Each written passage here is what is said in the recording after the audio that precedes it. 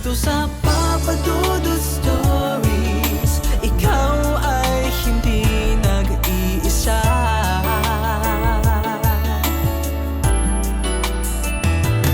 Dito sa Papa Dudut Stories, may nagmamahal sa'yo. Papa Dudut Stories, Papa Dudut Stories. Dear Papa Dudut, sa lahat po ng mga nakatutok ngayon, huwag kalimutan na mag-like, mag-share at mag-subscribe.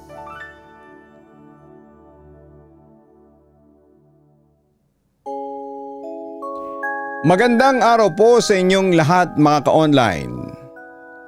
Ako nga pala si Ces, kasalukuyang nakatira dito sa Nueva Vizcaya. Masugid mong tagapakinig at ngayon lang ako nagkaroon ng lakas ng loob na isulat ang kwentong ito. Matagal na kasing bumabagabag sa isipan ko ang nangyaring ito sa pamilya namin. At hanggang ngayon ay marami pa ring tanong ang walang sagot. Sana Papa Dudut sa pamamagitan ng pagbabahagi kong ito ay gumaan lang ang pakiramdam ko. At baka may makapagbigay sa amin ng payo kung ano nga ba ang dapat naming gawin. Ganito po ang nangyari. Napakatahimik at napakapayapa talaga ng lugar namin sa probinsya. Yung tipong magkakakilala ang lahat at walang problemang malaki. Ang kapitan sa barangay namin ay walang iba kundi si Kapitan Rose. Kilalang kilala ang pamilya nila bilang isang masiyahin, mapagbigay, matulunging angkan. Kaya naman nagkakasundo ang lahat ng mga tao ng kanilang pamilya.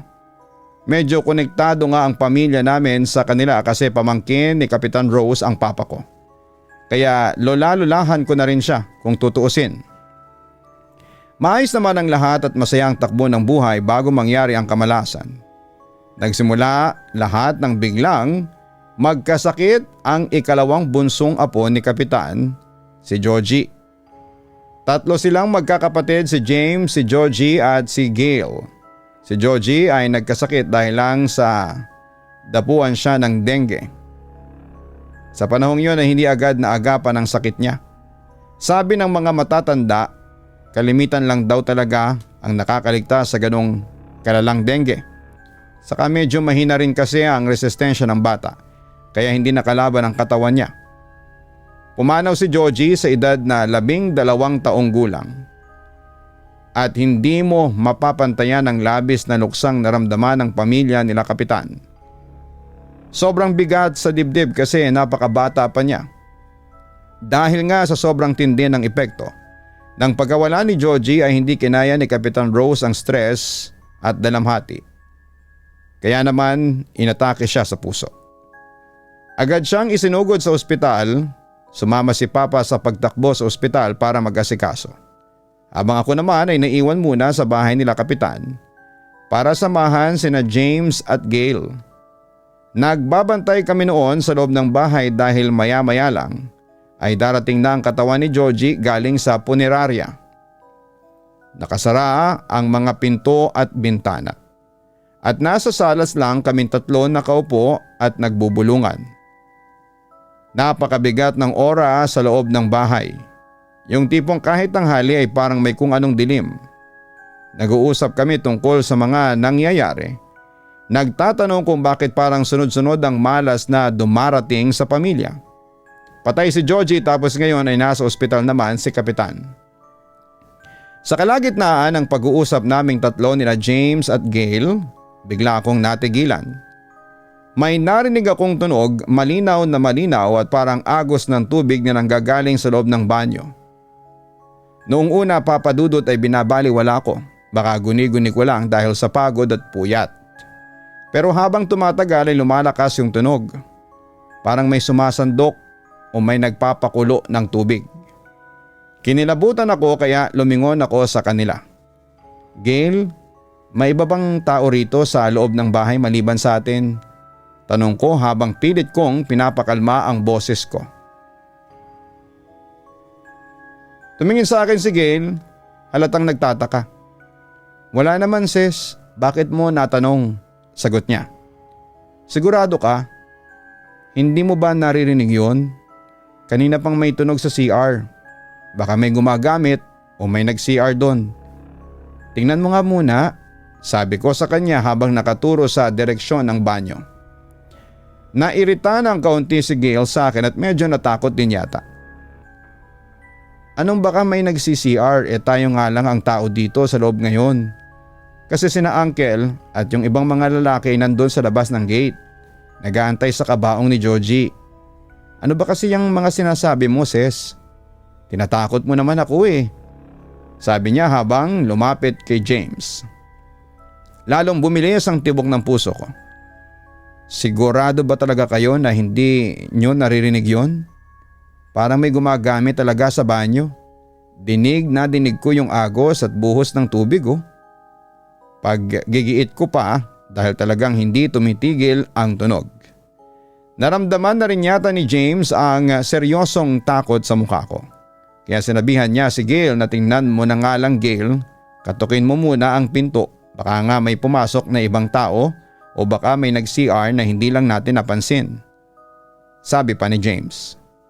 Dahan-dahang tumayo si Gail bakas ang kaba sa bawat takbang niya patungo sa banyo. Noong marating niya ang pintuan ay laking gulat niya. Pagbalik niya sa salas medyo hingal pa nga siya. Wala namang katao-tao doon. Saka bukas lang naman yung pinto ng CR pero ang nakapagtataka, nakabukas ng todo yung gripo kaya napuno yung balde. Kaya sige ang agos ng tubig sa sahig eh. Paliwanag ni Gail habang nakahawak sa dibdib niya. Tumingin siya ng masama kay James. Ikaw bang nagbukas nun ha James? Umamin ka nga, tanong niya. Hindi bakit ko naman iiwanang bukas yun? Takot ko na lang na mabatukan ni Papa kapag nakita niyang nag-aaksaya ako ng tubig. Tapos iiwanan ko lang na nakabukas ng ganyan. Depensa ni James na talagang seryoso ang muka. Nagkatingin ang kaming tatlo. Walang gustong umamin at alam naming lahat na walang gumagamit ng banyo sa amin. Dahil kanina pa kaming magkakasama sa salas. Doon ko unang naramdaman na parang may hindi nakikitang nilalang na nagpaparamdam sa amin. Na tila ba binabalaan kami sa mas malalim pang misteryong paparating. Natigil lang ang medyo nakakatakot na pagtatalo naming tatlo. Nina James at Gail nang biglang may narinig kaming ugong ng sasakyan at mga yapak ng tao sa labas. Dumating na ang kabaong ni Georgie galing sa punerarya. Dahil doon ay mabilis kaming tumayo at pinilit na lang nakalimutan muna ang misteryo sa banyo. Tumulong kami sa paglilinis, pag-usog ng mga upuan at pag-aayos ng mga bulaklak sa salas para may pwesto ng maayos ang kabaong ng pinsan ko. Sobrang bigat sa dibdib nung makita kong ipinapasok na si Georgie.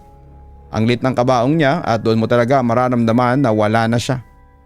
Ilang araw din ang lumipas at masasabi kong normal naman ang naging takbo ng burol ni Georgie kung sa lamay lang. Maraming nakikiramay, hatid ng pagkain dito, hatid ng pagkain doon. Pero sa likod ng normal na lamay na yon ay may isang bagay na unti-unting nagpapabago sa buong bahay. Nakauwi na kasi si Kapitan Rose mula sa ospital pagkatapos ng ilang araw niyang pagkaka-confine dahil sa atake sa puso. Pero nung makauwi siya ay ibang-iba na talaga ang itsura niya, Papa Dudut. Kung nakilala ko si Kapitan Rose dati na laging masigla, palangiti at maasikaso sa mga kabaryo, ngayon ay hinding-hindi ko siya makilala. Sobra siyang nangayayat, yung tipong lumaylay na ang balat niya sa mukha niya at braso sa loob lamang ng ilang araw. Palagi lang siyang tulala, nakatitig sa kawalan at hindi na talaga makausap kahit na anong pilit namin. Nasa kwarto lamang siya palagi nakahiga sa kama at kahit na anong bati o tanong mo sa kanya ay hindi siya lilingon. Pero ang pinaka nakakakilabot na eksena na nasaksihan ko mismo ay may mga pagkakataon na kapag pumasok ako sa kwarto niya para mag-abot ng maligamgam na tubig, nakikita ko na may mga luha na dahan-dahang tumutulo sa kanyang pisngi.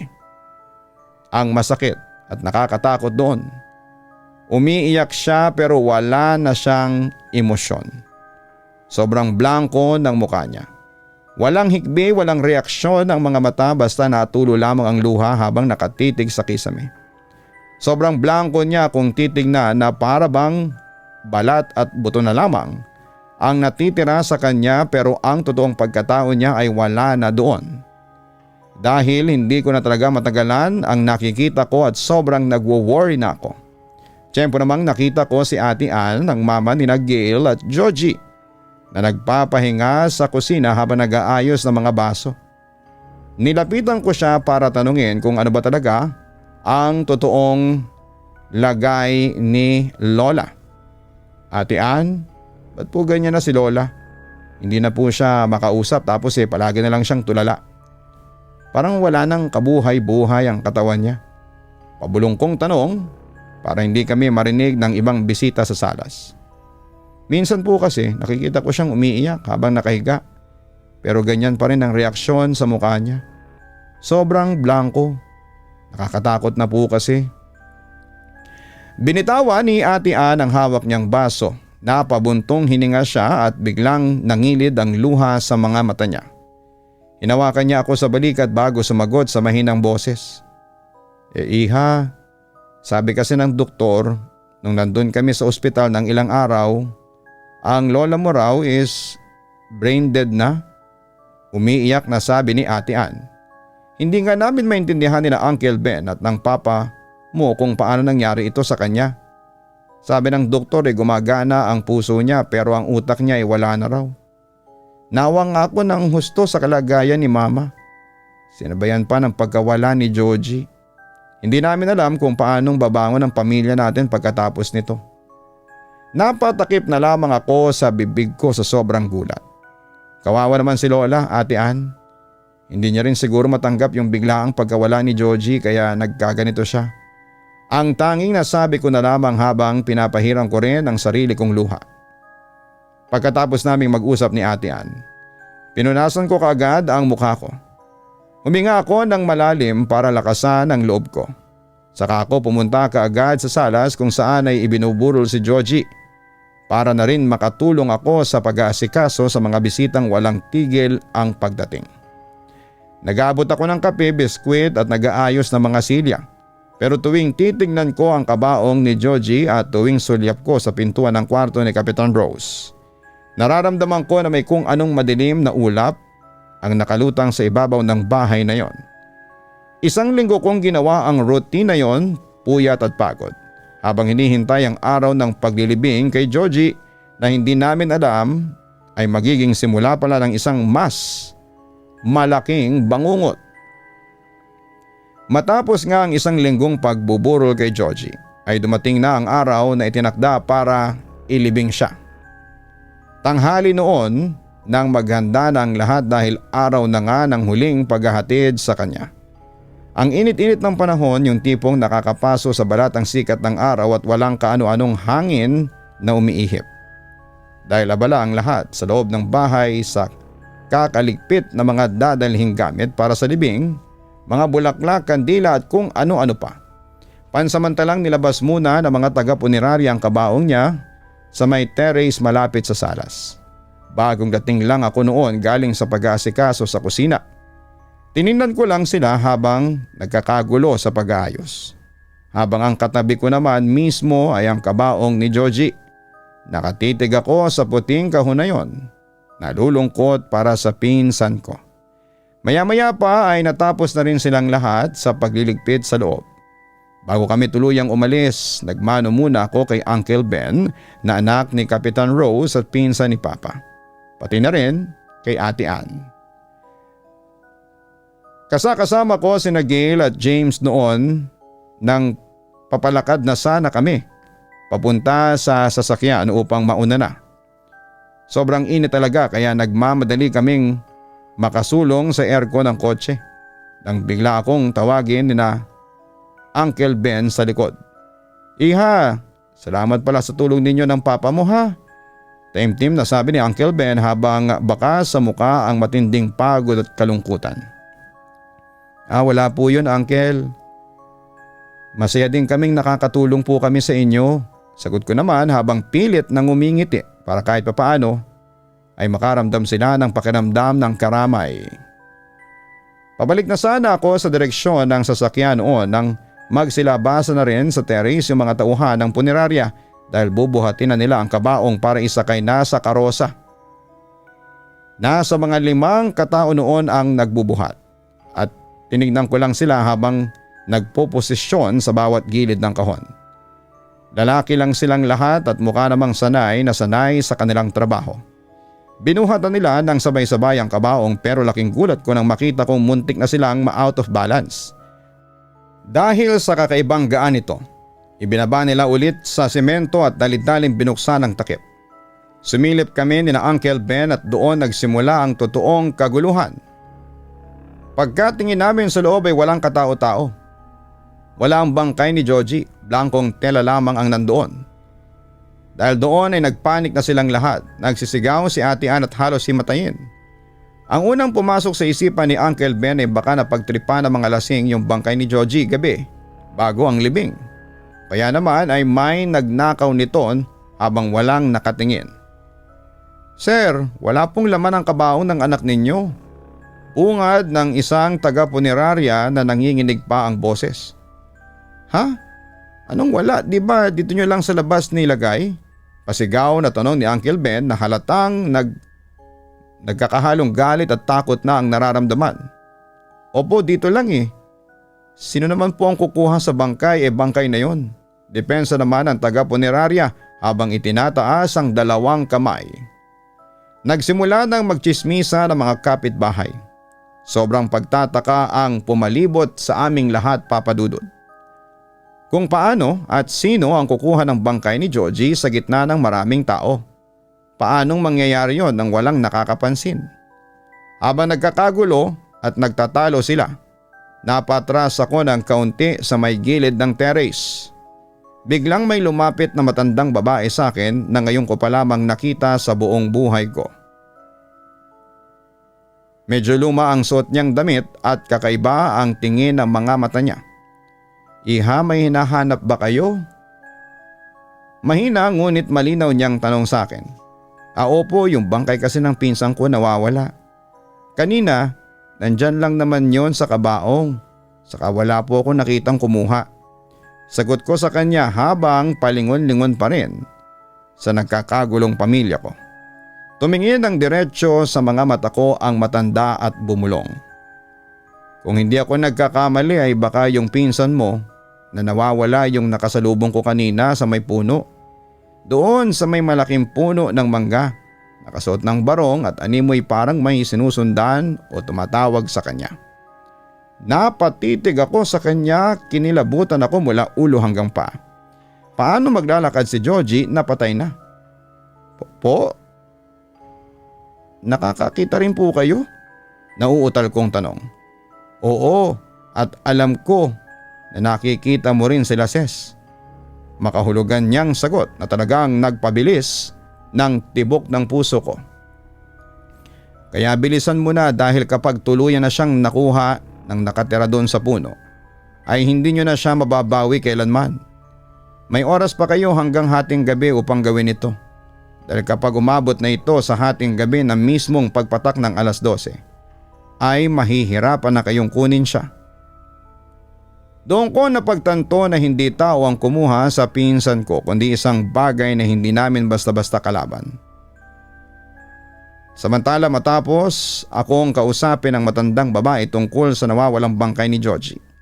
At sa oras na meron kami ay hindi na ako nag-aksaya pa ng panahon. Kaya nagkatakbo na ako ng mabilis papasok sa bakuran at hinanap ko sina Uncle Ben. Pati na rin si Papa upang sabihin kaagad ang aking mga nalaman.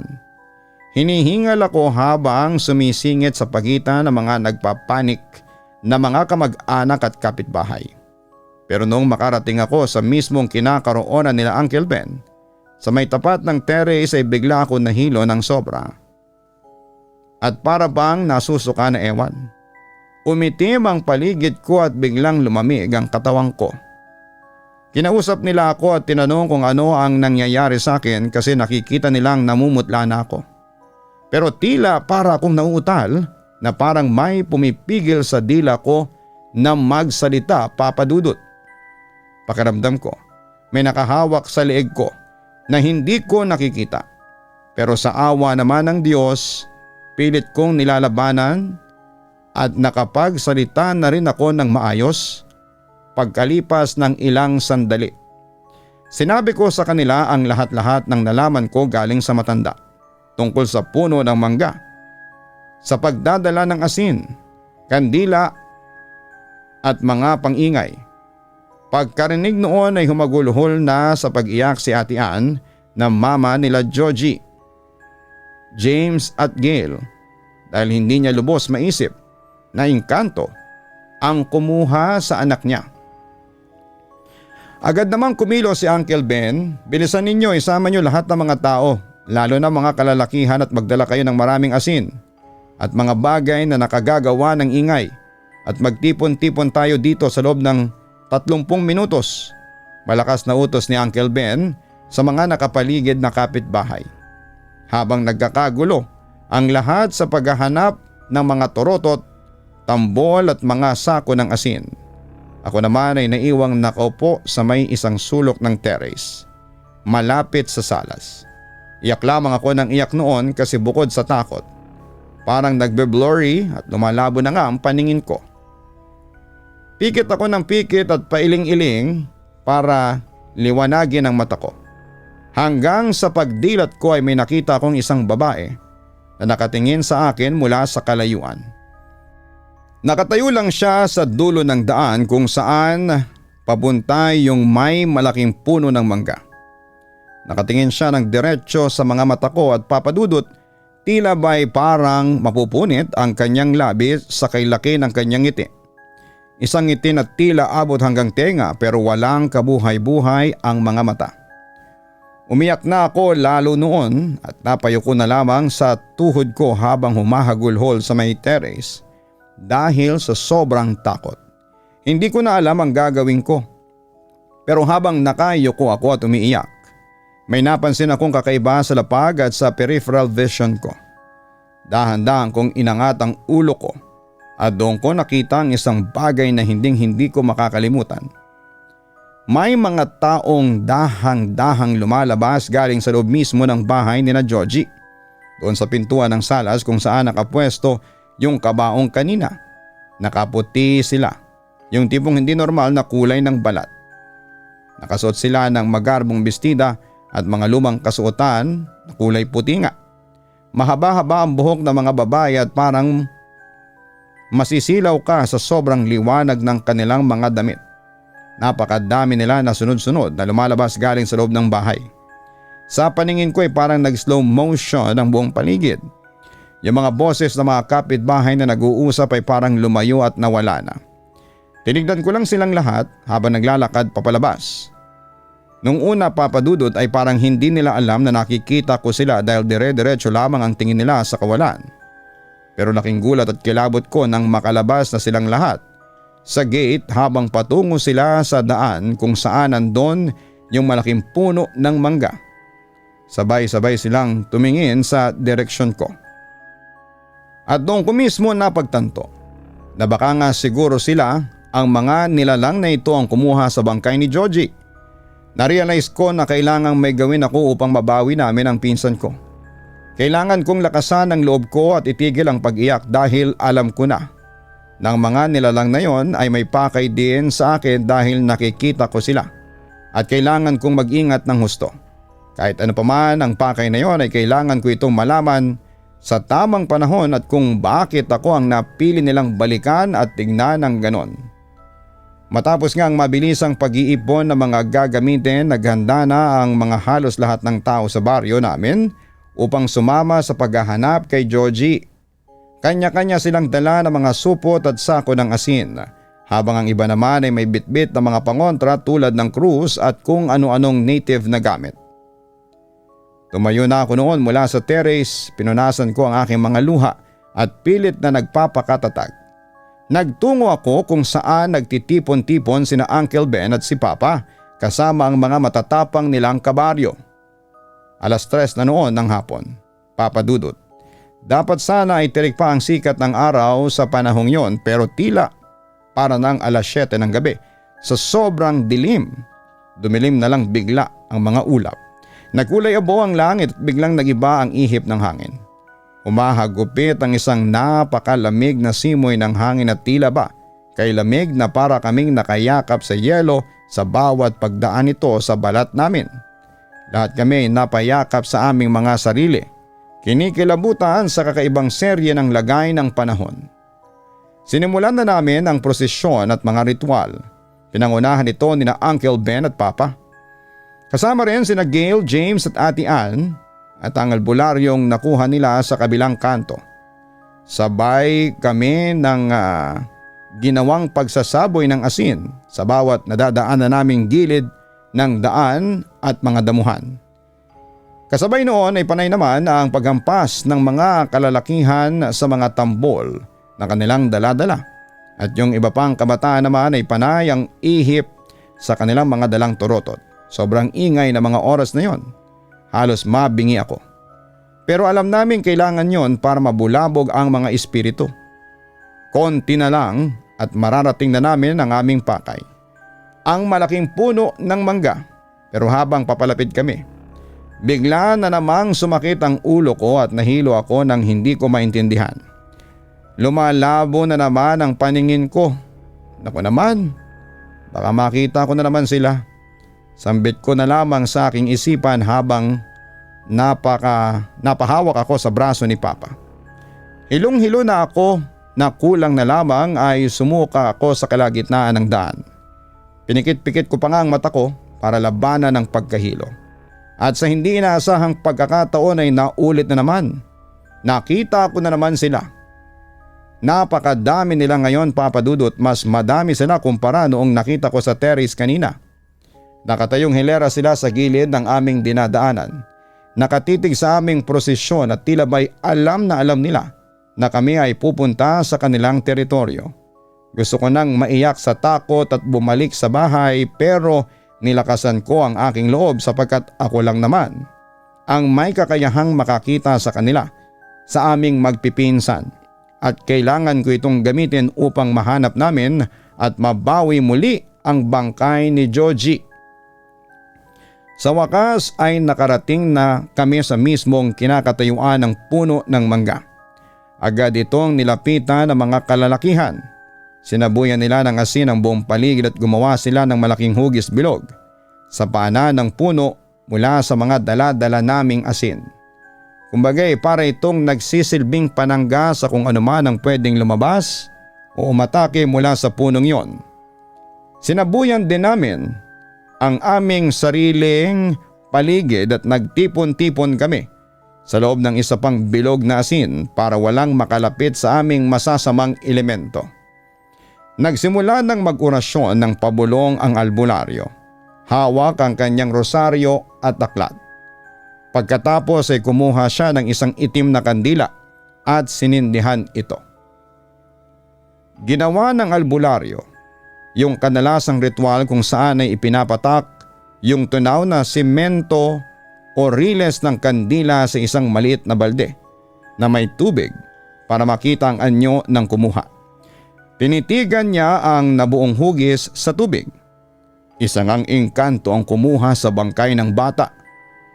Seryosong sabi ng albularyo habang nakatingin kay Uncle Ben. Kung ganun po ay gumawa na kayo ng paraan para matapos na ito at mabawi na namin ang anak ko. Naiiyak at nagmamakawang sabi ni Uncle Ben. Kailangan kong makausap ang elementong ito. Ngunit kakaiba ang aura nito. Iba ito sa karaniwang engkanto na minsan ko nang nakasagupa sa ibang barangay. Ayaw nitong magpakita sa akin. Sagot ng matanda habang palingon-lingon sa puno. Nag-isip siya saglit at tumingin sa amin. May iba pang miyembro ng angkan ninyo na may kakayahang makakita ng mga elemento. Pwede kong subukang gamitin ang kakayahan nito na ikonekta sa akin. Kung sakaling ito'y gumana upang makausap ko na ang engkanto at malaman kung ano talaga ang pakay nito. Nakahinga ko ng malalim at humakbang pasulong. Ako po, sabi ko. Anak, huwag ka nang makialam dito kasi masyadong delikado. Pigil agad ni Papa habang hinahatak ang braso ko. Pero pa, ako lang naman ang nakakakita sa pamilya natin ngayon. Wala na pong ibang paraan, kailangang mahanap na si Georgie. Sagot ko sa kanya. Tinignan ako ni Papa ng matagal at bakas ang pag-aalala. Pero kalaunan ay tumango na rin siya. Sige, pero mag-ingat ka ha. At kung ano man ang pwedeng makita mo doon ay huwag kang magpapatinag sa takot. Naintindihan mo? O siya iha, lumapit ka na rito sa gawi ko nang masimulan na natin. Tawag sa akin ng albularyo. Lumapit ako sa tapat ng puno, may binanggit siyang mga mahiwagang orasyon habang nakahawak ng mahigpit sa kanang kamay ko. At tinapos niya ito sa isang mahabang dasal na Latin. Lawakan mo ang isipan mo at manalig ka sa Diyos. Sambit ng matanda sa akin. Tumingin siya sa puno at sumigaw. Engkanto, magpakita ka at ako'y kausapin. Sabihin mo kung ano ang iyong pakay sa bangkay ng bata. Maya-maya pa'y biglang humampas ang isang napakalakas at napakalamig na simoy ng hangin. At tuluyan nang nangitim ang mga ulap sa langit at doon sa mismong tapat ng puno. Lumitaw ang isang napakatangkad na babae na sobrang puti ng balat. Nakabistida ito na pangmaharlika. Napakagara ng tela at may mahaba at matutulis na tenga. Ang ganda niya pero nakakatakot ang aura niya. Sa wakas ay dumating ka na. Kay tagal na naming inaantay ang iyong pagdating. Malamig na sabi ng babae habang nakatingin ang diretso sa akin. Papalapit na sana ito sa pwesto ko ngunit napatigil siya at napatras ng kaunti dahil sa ginawang harang ng albularyo na gawa sa asin. Anong tinutukoy mo, Engkanto? Sinong matagal nyo nang hinihintay? Matapang na tanong ng albularyo. Ang bata na yan ang matagal na naming inaantay. Sagot ng Engkanto habang nakaturo pa rin ang mahahabang daliri sa akin. Simula ng isilang kases ay sinusubaybayan ka na namin. Oras na para umuwi ka sa amin. Lahat kami ay napasinghap sa takot.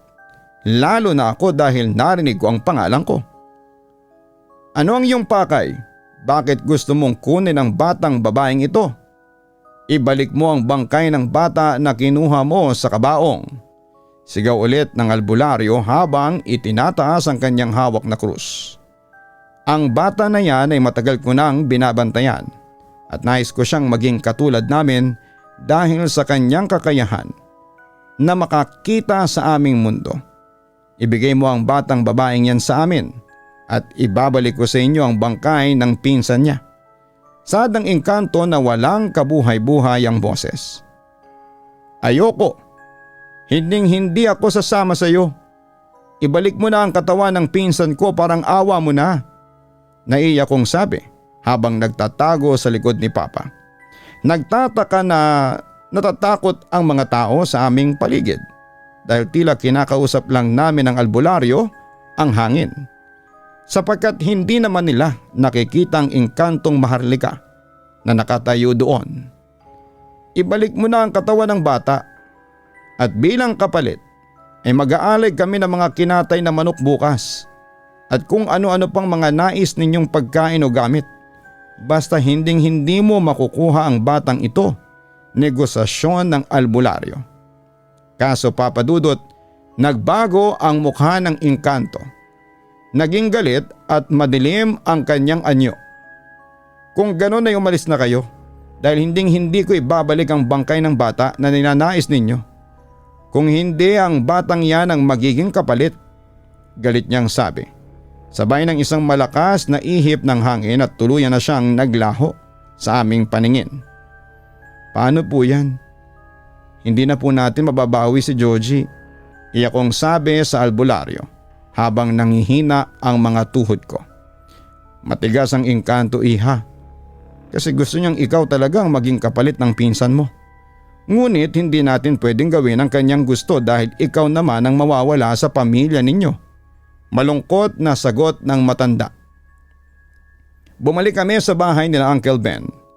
Nalubusang nadismaya at bagsak ang balikat sa mga nangyari. Walang naitulong ang aming pagpunta doon. Humingi tayo ng tulong sa iba pang albularyo. Baka may mas malakas pa sa kanya na matutulungan tayo. Iyak pa rin ang iyak na sabi ni Ate Ann sa salas. Naging abala sila sa mga sumunod na araw.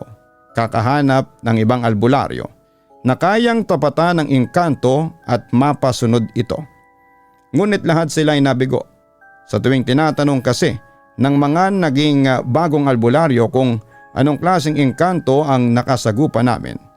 At kapag nilalarawan ko yung maharlikang suot at matutulis na tenga, agad silang umaatras.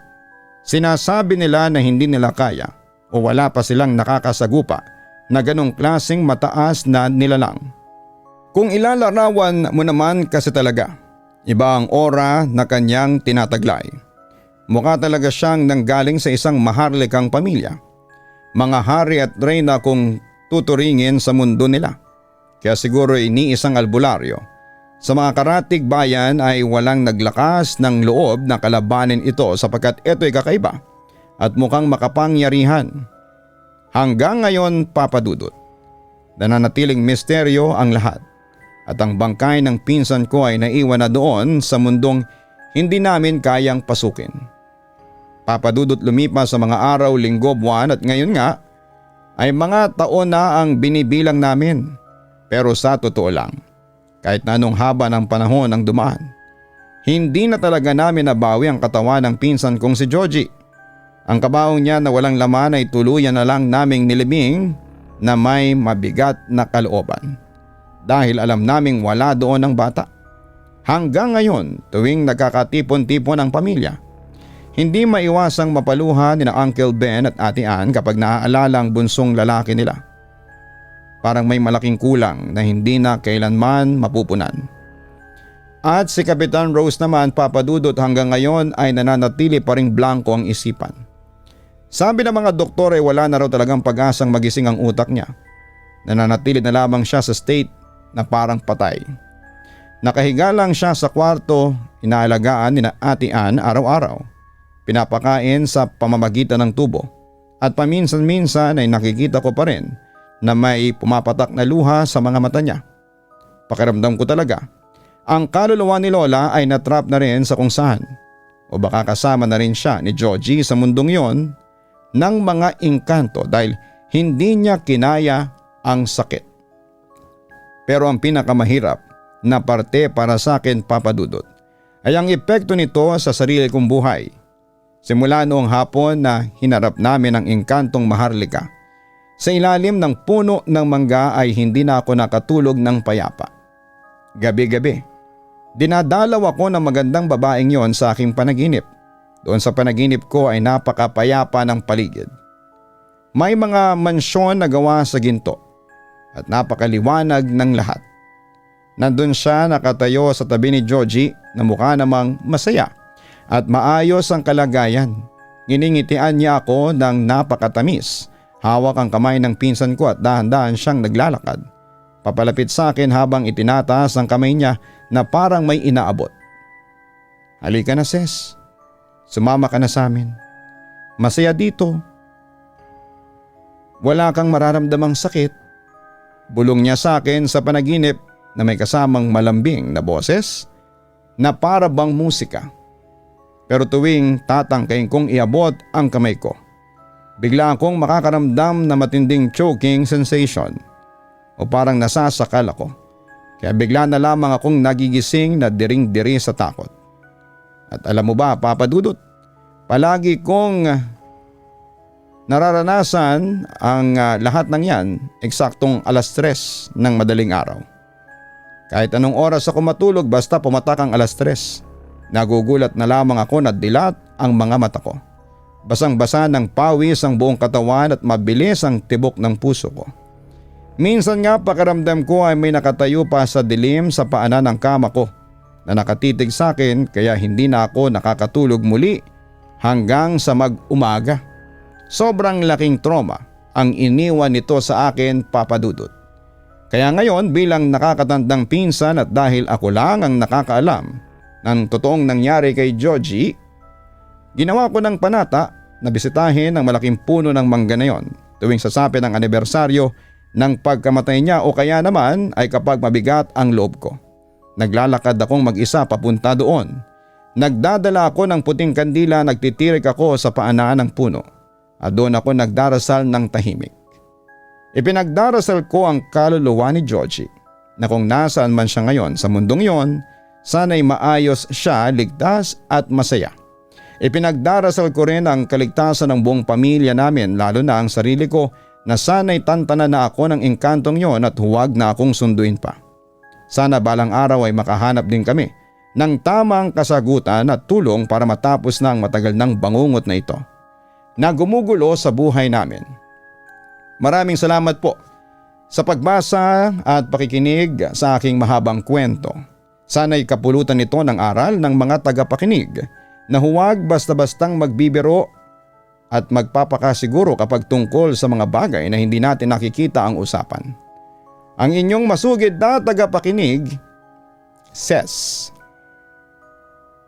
Nakakapangilabot po talaga ang kwentong ibinahagi sa atin ng ating sender na si Ses. Hindi biro ang mawalan ng mahal sa buhay, pero ang mawalan ng kapamilya sa paraang walang closure at may kasama pang misteryo ay ibang klaseng pasanin na nakakasira ng kapayapaan ng isipan. Napakahirap din ang sitwasyon mo dahil bukod sa pighati ng pamilya, ikaw ang natatanging may pasan ng biyaya o sumpang makakita sa mga nilalang na ito. Kaya naman habang ikaw ay nabubuhay sa mundong ito, maganda ang iyong ginagawa na pagdarasal at panalangin sa Panginoong Diyos upang gabayan ang iyong pinsan sa kabilang mundo.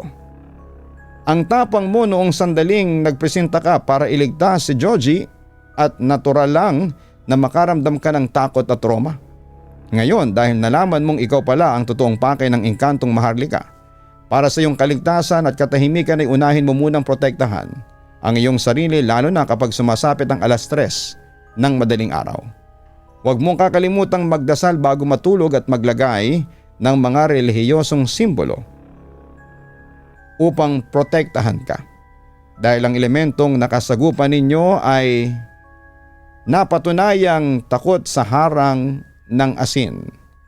Kung pakiramdam mo ay humihinang iyong espiritual na lakas, baka makatulong din na ipabasbas ang iyong bahay at ang iyong sarili sa isang pari upang magkaroon ka ng malakas na espiritual na panangga. Pagdating naman sa pagbisita mo sa punong mangga, bagaman maganda ang iyong intensyon na magtirik ng kandila at manalangin para kay Georgie, ay mag-iingat ka dahil baka nagsisilbi din itong paanyaya o tulay para mas lalo kang matandaan at lapitan ng mga engkanto. Kung maaari ay doon mo na lang sa altar sa loob ng simbahan o sa inyong bahay itirik ang kandila at manalangin. Maraming pong salamat sa lahat ng mga tumutok sa ating programa. Huwag kalimutan na mag-like, mag-share at mag-subscribe. Maraming salamat po. Comment down below.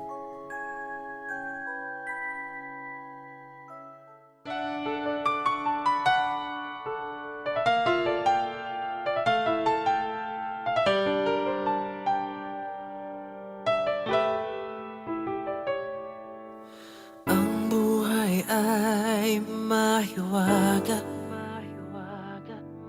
laging may lungkot at saya.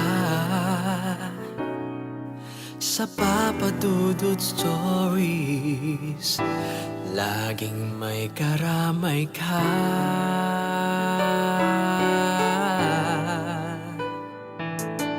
Mga problemang kaibigan, dito ay pakikinggan ka. Sa Papa Dudut Stories, kami ay iyong kasama. Dito sa Papa Dudut Stories, ikaw ay hindi nag-iisa.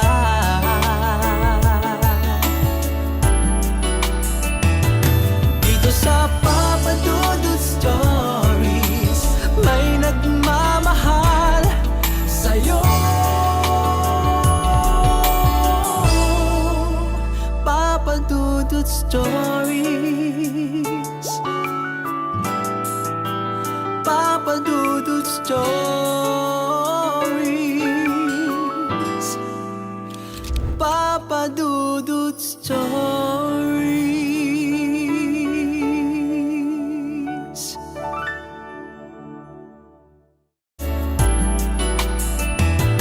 Dito sa Papa Dudut Stories, may nagmamahal sa'yo.